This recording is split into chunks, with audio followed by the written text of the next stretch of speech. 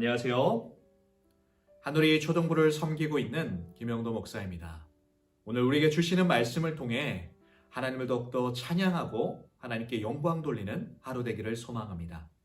오늘 말씀은 시편 135편 1절에서 14절까지의 말씀입니다. 할렐루야. 여호와의 이름을 찬송하라. 여호와의 종들아 찬송하라. 여호와의 집 우리 여호와의 성전 곧 우리 하나님 성전 뜰에 서 있는 너희여, 여호와를 찬송하라. 여호와는 선하시며 그의 이름이 아름다우니 그의 이름을 찬양하라. 여호와께서 자기를 위하여 야곱 곧 이스라엘을 자기의 특별한 소유로 택하셨음이로다.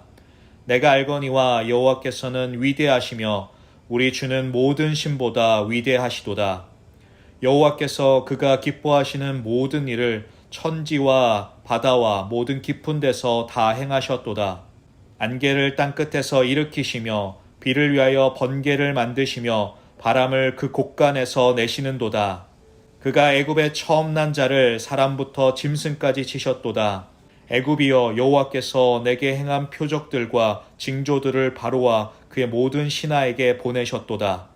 그가 많은 나라를 치시고 강한 왕들을 죽이셨나니 곧 아모리인의 왕 시온과 바산 왕 옥과 가나안의 모든 국왕이로다. 그들의 땅을 기업으로 주시되 자기 백성 이스라엘에게 기업으로 주셨도다. 여호와여, 주의 이름이 영원하시니이다. 여호와여, 주를 기념함이 대대에 이르리이다. 여호와께서 자기 백성을 판단하시며 그의 종들로 말미암아 위로를 받으시리로다. 시편 135편은 하나님께 대한 경배와 감사를 표현하고 있습니다. 시편 134편과 115편을 부분적으로 결합한 구성을 보여줍니다. 우리가 저자와 배경은 알 수는 없지만 이 내용을 보면 이스라엘 역사 가운데 하나님께서 그들을 어떻게 인도하시고 구원하셨는지를 묘사하고 있습니다. 오늘 말씀 1절에서 3절 말씀을 보면 시인은 하나님을 찬양하라 라고 외치고 있습니다. 우리가 왜 하나님을 찬양해야 하는지를 오늘 세 가지의 이유를 보면서 말씀을 보길 원합니다. 첫 번째로 우리가 하나님을 경배하고 찬양해야 하는 이유는 바로 우리를 택하셨기 때문입니다. 4절 말씀입니다. 여호와께서 자기를 위하여 야곱 곧 이스라엘을 자기의 특별한 소유로 택하셨음이로다. 하나님께서는 우리를 특별한 소유로 택하셨습니다. 특별한 사랑을 우리가 입었습니다. 그렇다면 우리가 마땅히 해야 할 것이 바로 찬양입니다. 우리가 하나님을 찬양하는 것이 우리의 삶의 본분이 되어야 할 것입니다. 왜냐하면 우리가 우리의 힘으로 능으로 택함을 받은 것이 아니라 바로 하나님의 온전한 그 은총 가운데 우리가 택함을 받았기 때문입니다. 하나님의 주권적인 은총으로 말미암아 우리가 값없이 의롭다함을 입었습니다. 바로 예수 그리스도로 말미암아 우리가 그분을 믿기만 하면 하나님의 자녀가 되는 권세를 입었습니다.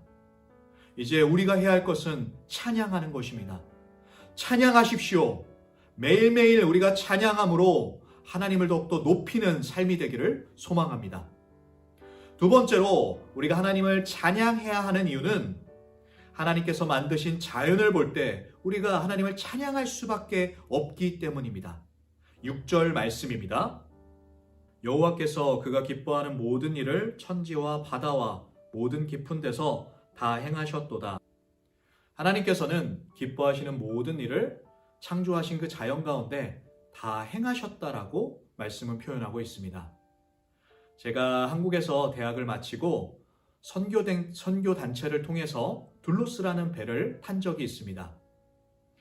그 배를 타고 많은 나라를 가면서 화창한 날에는 파란 바다를 보고 또한 녹색인 바다를 보고 폭풍우 가운데는 검은 바다를 보면서 제 존재가 얼마나 작은지 또한 그 창조하신 그 자연이 얼마나 큰지 하나님이 얼마나 위대하신지를 보게 되었습니다. 우리가 자연을 보면서 그 속에 함께 하시는 하나님을 경험할 줄 알아야 합니다. 우리 가운데 함께 하시는 하나님의 숨결을 자연을 통해 우리는 볼 수 있습니다. 우리가 출퇴근하면서 그냥 눈여겨보지 못했던 그 자연들을 다시 한번 보시고, 또한 집에 계시다면 집에 눈앞에 있는 자연들, 또한 심으신 그 식물들을 보면서 얼마나 하나님께서 위대하신지를 경험하시고 또 그런 하나님을 찬양하는 저와 여러분 되기를 소망합니다. 마지막 세 번째로 우리가 하나님을 찬양해야 하는 이유는 바로 하나님께서 우리를 구원하셨기 때문입니다. 8절 말씀입니다. 그가 애굽의 처음 난 자를 사람부터 짐승까지 치셨도다. 말씀은 이스라엘의 역사가 바로 하나님의 구원의 역사라는 것을 표현합니다.